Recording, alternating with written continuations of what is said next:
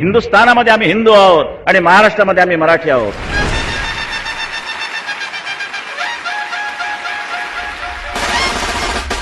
मनामध्ये माझ तरी आपण मुजोड नाही, दिसतो साधे भोळे तरी मनगट कमजोर नाही. आपल्याला लढायचा कुणामध्ये जोर नाही, आपल्या एवढी कुणाचीही निष्ठा कठोर नाही. महाराष्ट्र वाचवण्या मतभेदा दूर टाकले,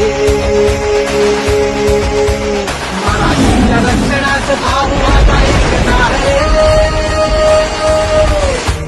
पक्ष आपला, पक्ष आपला, पक्ष आपला.